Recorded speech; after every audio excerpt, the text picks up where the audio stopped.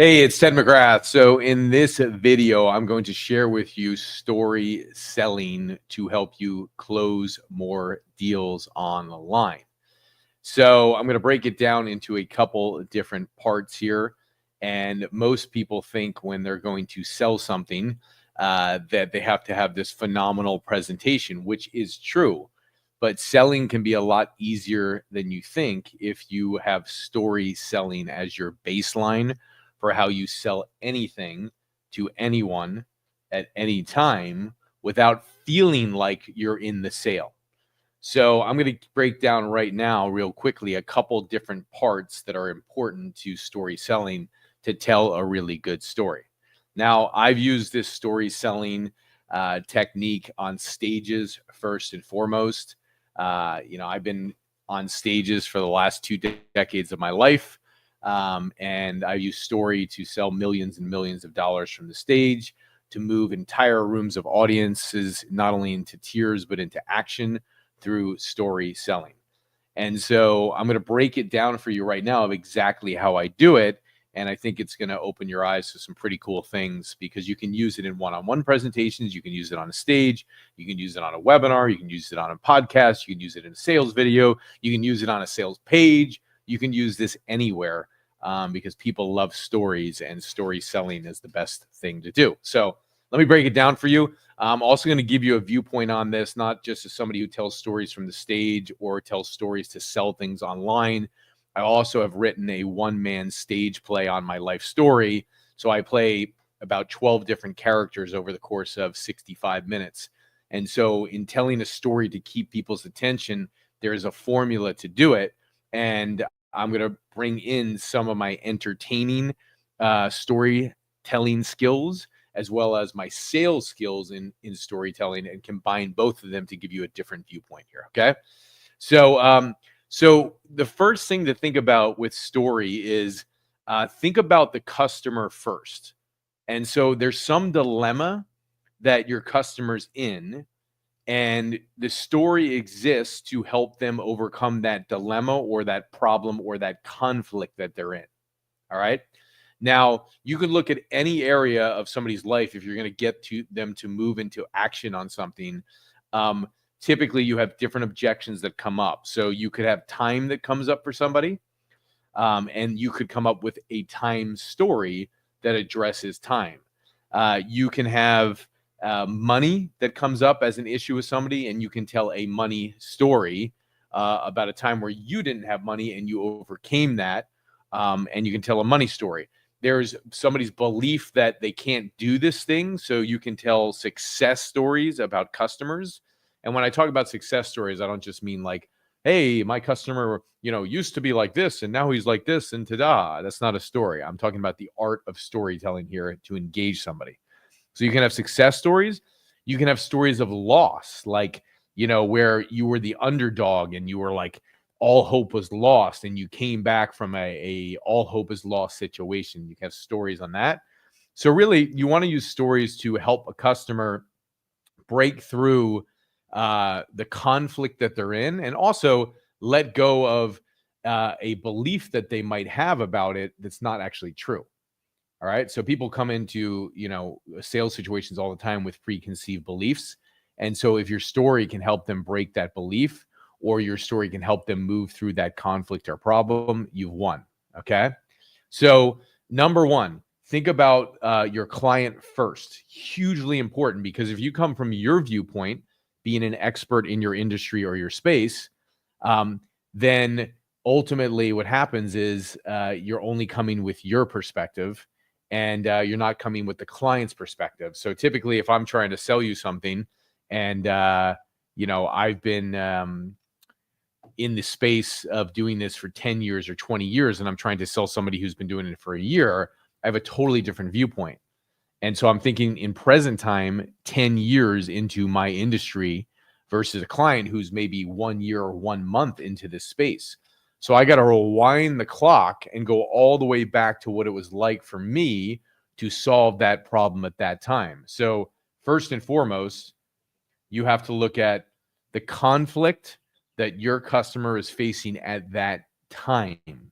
So you got to rewind the clock to that time. and look at the conflict that they're facing at that time. The second thing you need to do,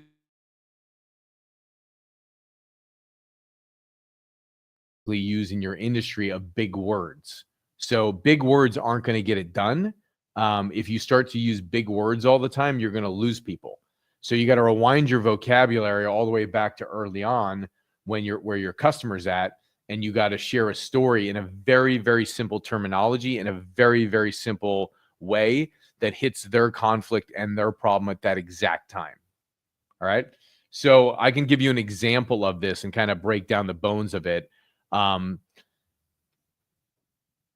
so that's what I'm going to share right now. So number one, if I look at uh, the aspect of story from this viewpoint of like time, right? So I tell a time story on stage, okay, and this time story is based on years ago, before I went online and before I was able to leverage my time with automated selling online. And so when I look back to this story, it's perfect for my customer whose conflict and dilemma is that they don't actually have time to do two things at once. Okay. So that's a huge component, which is like, all right, the customer is in this time conflict. And so what was it like when I was in that time conflict years ago? And how do I tell a story that overcomes that time conflict of the actual customer's situation right now? So I have to forget about my 10, 20 years of experience storytelling on stages and storytelling online, and also forget about my years of experience in just telling stories in general, and forget about my years of experience in marketing online. And I have to go back to the customer's problem at that moment in time, which for the customers right now, for me, it's 10 years ago. And I have to go, what was it like to be in the customer's shoes? And what is the customer dealing with? And there I come up with a time story. Customer has a problem with time. Customer is in conflict of how do they do two things at once. And this often happens with people who want to build a business online or want to transition to a new business model. They got their current business model and they want to go into a new business model. And the big thing is time. How do I do two things at once? So when I'm constructing this story, I'm going, wow, I'm going to tell a story about being able to do two things at once. And what I want to sell somebody at the end of this story is the fact that they can build an online business and they need to learn about my automated selling machine. And so I'm going to tell a story of exactly how I went from point A, which is where they're at right now, to point B, and take them along the journey to the breakthrough moment. And so every story starts with some type of conflict that the customer is facing, and I got to solve that conflict and put myself in their shoes. Number one. Number two, that conflict, I also label it as like the pit, like the customer's in the pit and they're like, they're like, they got the dragon breathing fire down their throat. It's like, I'm never going to get out of this thing. I'm in this problem. I'm in this pit moment. I got so much conflict. How do I get out of the pit? And so to get them out of the pit or the conflict, you got to take them on a search for the answers. And you got to take them along the search until there's a moment of breakthrough where it happens. And then the customer sees the solution. But if I just go, hey, Mr. Customer, I was in your shoes once facing that problem. And now today I've, reached 50 million people across the globe and sold $50 million online. If I say that, it's so out reality for the customer. It doesn't resonate with the customer of where they're at with their belief system, with their problem and their conflict. And it doesn't show them the step-by-step process of how I overcame this to make it real to them. So storytelling needs to make it real to them, right? So when I tell this story on stage, I'll let people know that I was in Chipotle meeting with one of my my future director or potential director to write my one-man play. And so I remember walking into Chipotle and I sat down across the table from this guy named Patrick, and he looks at me. He's like, "Hey, Ted," he's like, "Why do you want to write a one-man play?" And I looked at him and I'm like, "Man, have you ever gotten this feeling like you're just called to do something?" And he's like, "Yeah." And he rolls up his sleeves. He's like, "Let's get to work." And so he just starts mapping out on a napkin for me, like how you write a one-man play. And he's telling me, like, if you're going to write a one-man play and tell this story, he's like, speaking on stage is one thing, but like writing a one-man play is like walking the tightrope And he's explaining to me how it goes and what you have to do. And for 60 minutes, you need to tell this story. And so he's got me totally engaged. And at the end of my conversation with Patrick, he's like, great. So if you want to write your one-man play, he goes, he writes down a big number on a napkin and he slides it across the table to me. And he goes, hey, this is the investment to work with me to write your one-man play with you. And that's right, Henry. It's called Good Enough. You know the play. And so, it's Henry in the chat box. So I go, yeah. I said, yeah, I'm interested in doing it. He's like, well, this is the investment. I said, okay. And he goes, and by the way, we start in about 10 days in London. And I'm like, what? London? We're going to go write the one-man play? I'm like, I got a business here. In fact, I have a seminar coming up and I have to go speak on other stages to go film my seminar. I'm like, and that's what I'm thinking in my mind. I'm playing out all these objections, right? Okay. So pause for a second, right? I'm pausing my story. Okay. Pause. So what I'm doing in this story, I'm breaking down how I tell story. What I'm doing is as I'm going through in my storytelling the exact conflict my customer faces, which is like, I'm faced with the dilemma to go to London and write my one-man play or stay here and run my business because I have a seminar coming up and I need to get on stages and I need to film my seminar, and that's how my business runs. That's how I make money. So I have a dilemma. I want to go here, but I'm here. And how am I going to solve the problem? Okay. And that's the conflict. And my customers are listening to the story going, my God, I'm in the same place. I want to go here. I'm here. I can't be in two places at once. And in my mind, I'm like, you can be in two places at once. Let me solve the problem for you. Okay. So I go on and I'm back into the story. I'll tell you the story now and finish it, which is I'm back in the story. So now in this particular story that I'm telling, I'm sitting with my director. He's like $40,000, right? Slides it across the table. And that's what it'll be to work with me to help you write your one-man play. And I'm sitting there going, I got to film my next seminar. I got to be here in San Diego at the time. I got to speak on other stages. I got a seminar coming up. I can't do this. And I was like, screw it. I'm in. I'm like, I'll write you the check. So I get on the phone. I wire the money. I send him the 40 G's. I'm in. Okay. So pause again. So I'm telling this story to somebody who's listening, right? And the goal of my story in this particular case is to sell something. And so what I'm doing there is, number one, I'm addressing the time and the conflict issue. And in the same story, I'm addressing the money of what's going through my head. I've got to do this. I got to do that. And it's a big investment, blah, blah, blah. It's like, screw it. I'm in. I'm going to write the check, which is exactly what I want my customers to do. So back into the story, right? So I'm with Patrick and I decide with him, okay, great. I'm in. I'm going to do it. Now, in the back of my mind, I have this solution because I've been testing online marketing at that point, and I've been doing some online presentations, and I'd had a little bit of success with some online presentations at this time. And so I'm thinking to myself, if I'm going to go to London and I'm going to write my one-man play, then I need to take the presentation that I created and I need to automate that presentation so I can be in London with my director, watching him perform his one-man play, and I can be writing my one-man play during the day for a couple weeks to get this done. So I'm like, okay, I'm going to go to London. All right, I got this presentation. I'm going to automate my presentation. I'm going to set up my automated presentation online. I'm going to fly to London and I'm going to pray that this thing works, because if it doesn't work, my business is in trouble. If it does, my business wins and goes to the next level because I'm selling things online. And then I get to go follow a passion of writing my one-man play. All right. So I'm off. I go to London. I get there. I start writing my one-man play that day with my director. We're writing the play. We're crafting the story. And that night, I go to watch my director's one-man play in London, in the Soho district. And so I'm playing a little game. I'm like, well, I'm either going to win or I'm going to go down in flames. So I'm like, I should have my automated presentation playing at the exact same time that my director's one-man play is going. So it's 6 o'clock in UK time, which is around 10 o'clock in San Diego time. I'm like, I'm going to have my automated presentation play at that time. And so while he's doing his play and I'm watching it in the front row, my automated presentation is going to be playing around the country, different parts of the world. People are going to listen to it. And I'm going to see, as I'm watching this play, if this automated selling machine actually works for me. So I'm there. I'm watching his play. It's amazing. Totally engaged. Funny as hell, right? He's coming to the end of his play.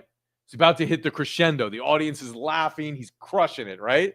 And my presentation that's automated online that's playing at the exact same time as my director's about to hit his crescendo in his one-man play and end it off and get just a standing ovation.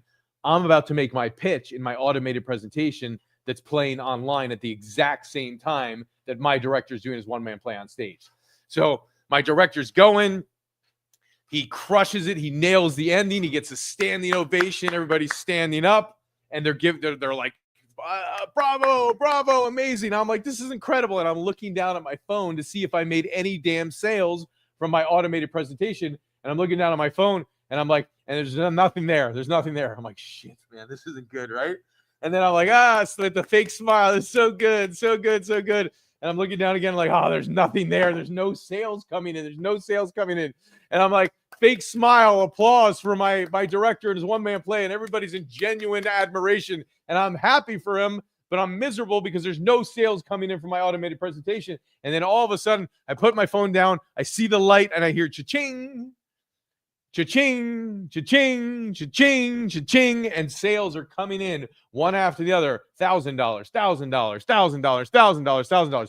And I'm making like this hour presentation, like $11,000 as I'm watching my director do his one-man play. And I'm like, amazing. I just figured out how to be in two places at once because I took the risk of following a dream and following a passion of mine that I knew would be something that I would love. And it's part of my basic purpose, which is to go perform my own play and tell stories and influence the world while I have an automated selling machine that's selling for me. I just figured out the golden goose, the golden egg. I've got it now. I can be in two places at once, have a presentation of me that's automated selling online while I'm off on stages, doing my one-man play, performing, sharing my voice, helping the world.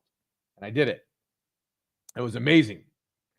And I took that automated presentation and I crushed it. And then I eventually, automated more presentations, and I sent tons of traffic to it, lots of advertisement, and eventually went on to do, nearly 50 million in sales as a result of primarily my selling machines online of automated presentations and automated pitches online. And I figured it out.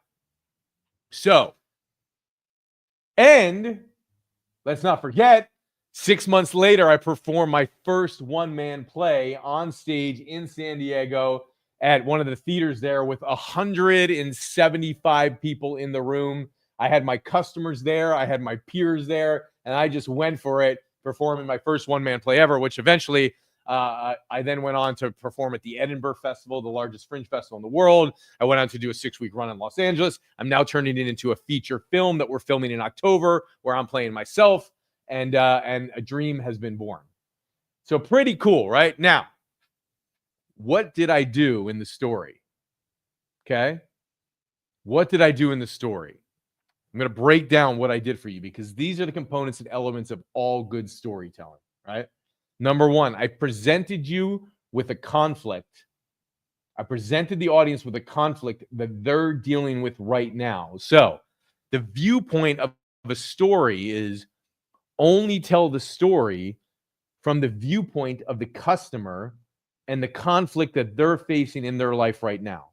So if I'm going to craft a story, I'm going to sit down and go, number one, okay, great. What are some of the conflicts or challenges that my customers are facing right now of why they don't think they can do this thing? So if it's my stage selling brand where I'm teaching people how to lead seminars or do presentations and sell through presentations, I'll think about the challenges they're facing there. If it's my online brand, Message to Millions, where I'm teaching people how to scale their brands online, then I'm thinking about objections there. So I'm thinking about who is the audience first, but what's the one challenge that they're having as it relates to the product that I'm selling them in present time for them. So I'll go, okay, one, they probably think they're in a business where they're trading time for dollars, right? And if they're not there, they don't make any money. Make sense? Now I experienced this firsthand, like, and this is not getting glum or whatever. We're all good with it. We're fine. We moved on as a family, and we'll keep them in my hearts. My dad just passed away a couple weeks ago. And so while I was going through that, to be with him in ICU and be with him really over the course of a month and a half or multiple weeks at a time, to be with him, like, I had a business that could still run because of these automated presentations, because I don't necessarily trade time for dollars, because I don't work with clients one-on-one. So when I look at my client dilemma, I'm sitting there and I'm thinking about their trading time for dollars. So if I'm going to create a story, I'm going to hit the story that has the conflict that they're facing, which is time. And I'm going to bust that thing first, because in their mind, time is a problem. And I've actually 10 years ago or 12 years ago, I could say, wow, yeah, time felt like a problem. It doesn't feel like a problem to me hardly ever at this point in my life. Like, never. I never feel like I don't have enough time. But 12 years ago, I felt like time was an issue. So I put myself in a customer's shoes and I'm like, okay, time, they're trading time for dollars. So I should naturally tell them a time story where I had a conflict with time. And then I go, great. So I'm gonna tell them a time story in my pitch. Now, wouldn't it be great too? Because now they're thinking they're trading time for dollars. So they also have a money problem. Because if they're trading time for dollars, their income ceiling is capped, because it's only their time at work and they only have so much time. There's only so much money you can make with your time. So I'm like, in this one story, if I can get in time and I can get in money, oh, heck, man. I could tell a story that overcomes two objections. And you'll notice in the story that I just told, I start off with the time conflict.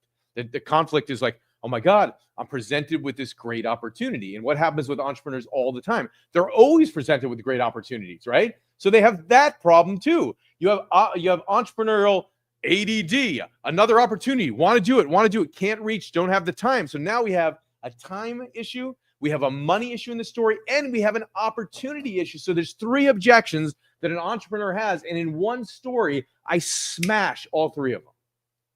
And I completely shift the viewpoint with a story that's fun. If you're listening to that story, you have no idea that I'm actually telling that story to sell you on something. You have no concept of that if I'm telling that story. None. You don't know, because you're just listening to a fun story. But in my mind, my first love is just telling stories. Like, above and beyond selling anything, it is my first love. But I'm like, if you're going to tell the story and get somebody all jazzed up and inspired, shouldn't you have a call to action to tell them to go do something? That to me is the biggest breakdown with even movies today. You get somebody all jazzed up and you watch an inspirational story, and then after, it's like, what do I go do? I have a solution for that too. When my film comes out, I have an entire solution for that for my film. Okay? So it's the idea that a story inspires action. So if a story already inspires action, a well-told story, then there should be something that you offer at the end when somebody's ready to get into action. Because every great story goes conflict. What's the conflict and dilemma that the person's facing? Start with that, right? Then we're going to search for some answers, right? Like me. Oh my God. Well, I have a conflict. I want to go after this passion, but I have a business to run. And then I go through the cycle in my head of like, man, but if like I could do this, I could do that. And I'm going through all the thoughts in my head that a customer is, fuck it, I'm going to do it. I'm in. I write the check. Okay. And then I'm off. And then we're wondering, is it going to work? Because every time a customer thinks about writing a check, they're wondering, is it going to work? Is it going to work? So now I'm on the search to go to London to follow my passion. I'm on the search. I'm on the journey, right? We're going to search for the answers to see if this thing's going to work. And I have the customer in suspense listening to my story going, oh my God, is his solution that he's trying to put in place, which is this automated selling machine, is the solution actually going to work? And guess what? The customer's asking themselves the same thing. Could this thing actually work? And unless I tell them a story about someone who's gone through this journey and went through the same problems and conflict that they did and started searching for the answers and took a risk, and all of a sudden the risk paid off, unless I tell that story, in their mind, They have the belief that they need to trade time for dollars. There's not a solution for them. There's many opportunities they see, but they can't do responsibility for their business. And so they're stuck in this belief that I can't do it because I don't have the time. So they stick to trading time for dollars. They have this belief that I can't do it because I can't invest the money because I don't know if I'll get it back, or I don't know where I'm going to find the money. And so I handle all of that in the story. And that's just one good story. So recap, number one. What dilemma is your customer facing right now? Not you, not from your viewpoint, but from their viewpoint. Number two,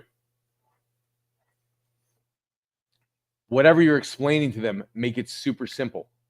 If you get complex with your explanation of things, your knowledge in your industry is 10 years, 20 years. Their knowledge is 10 minutes. Make it simple. Okay. Number three, once you have the dilemma established, okay, think about, are there other challenges in there? From, let's say it's time is the dilemma. Is there another challenge in there that they're facing besides time? Okay, it could be money. It could be not enough opportunity. Like, are there other dilemmas that they're facing? Write them down, okay? Next, pick one of them. Okay, this is going to be purely like mainly a time story. Circle the time thing, all right? If money comes into it, great. If other things come into it, great. But I'm going to focus on time in this story and busting that difficulty or belief that the customer has. And then I'm going to take them on the search. The third piece is the search. So I got the dilemma and the conflict, number one. Number two, I got to make the scenario really simple in language they understand. And number three, I got to take them on the search for the answer. Search for the answer. So I'm off into the journey now. I made the decision. I'm searching for the answers. And I search, and I got to create some suspense in the search, like, oh, it's not going to work. And all of a sudden, search. And the answer is there, breakthrough. And there's got to be a breakthrough moment in the story. A moment of breakthrough. My moment of breakthrough is I'm watching my director do his one-man play, and my automated selling machine is playing in an automated fashion at the same time. And I'm wondering, oh my God, like, is it going to work? And so in the breakthrough moment, it ends up working, but I build the suspense so good in that moment. And all of a sudden, cha-ching, sale, cha-ching, cha-ching. And that's the breakthrough moment. And after the breakthrough, and only after the moment of the breakthrough, and this is where people just mess stories up so much, is they think that the credibility and the results are what the story is about. And that's not what the story is about. It's not about the credibility and the results. It's about a breakthrough moment that in that moment in time, the customer can experience that breakthrough and go and feel what it's like to have that result or that moment. And then after that one moment, one result, then you go in and say, this happened, this happened, this happened, this happened, and you can share the rest of your credibility after the breakthrough moment. Why? Your credibility does not sink into the customer, and the customer doesn't have an aha moment about your credibility unless you give them an aha moment first. So important. Once they have an aha moment first, the breakthrough moment, and they have an aha moment about their life through listening to your story, they've had a breakthrough, and now the results you share with them, they can actually receive. But most stories aren't like that. If you watch most stories are like, yeah, so like, you know, when I was 22, this happened, and then 25, this happened, and then I went on, and then somebody's got a clicker, and then there's me with my first $100,000, and then there's me with my first $1 million, and then there's me 10 years later with $50 million, and yeah, I built a great business, and there's my family, and end of story. That is not a story at all. It's not a story. Okay? That's just a series of events that's like, this happened, and this happened, and this happened, and it does not engage an audience. It does not support helping the person break through that thing they're holding on to in terms of their dilemma or their conflict or their thinkingness about the dilemma that's got them stuck. Doesn't help them. So the story has to take them into the moment. And one of the ways you can get stories into the moment, you can bring a story into the moment by telling the story in present time. right? So rather than saying, you know, I was doing that thing, you could say like, you know, so I'm sitting at the table with my potential director, and we're at Chipotle, and he sits there and he looks at me and he goes, "Hey, you know, why do you want to do a one-man play?" And I pause and I'm like, "You ever get that feeling that you're called to do something?" And he's like, "Yeah." And what I did there was I bring you into the present moment. So good storytelling will bring somebody into the present moment as if it's happening right now.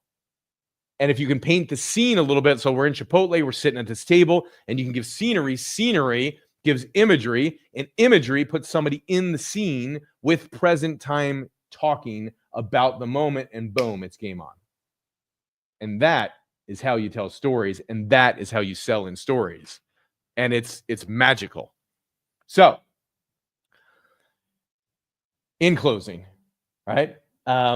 You will what if there's not a free resource, there's not one down here. We'll put some type of free resource down below to help you more with this. But watch the video if you didn't watch the whole thing. Make sure you get the whole thing. But more importantly, the recap is simple. One, make sure you actually resonate with the dilemma and the conflict your customer is facing. Number one. Number two, figure out what that is and make it real to the customer in language they can understand. Number three, take them on a journey through the story, a search for the answers, and make the search exciting of like, is he going to get it? Oh, no, not quite. Is he going to get it? Yes, he gets it. And then bring the breakthrough moment, the moment of breakthrough in the story, so they can experience and have a shift in their belief about what's possible, and then share the results afterwards. And that's how you tell great stories. And you can do time stories, and you do money stories, and you can do loss stories, and you can do personal stories, and you can do customer success stories, all kinds of stories, all the same framework. All right. Hope it serves you guys. Hope this was worthwhile and fun. And I will see you on one of the next videos. All right. Stay well.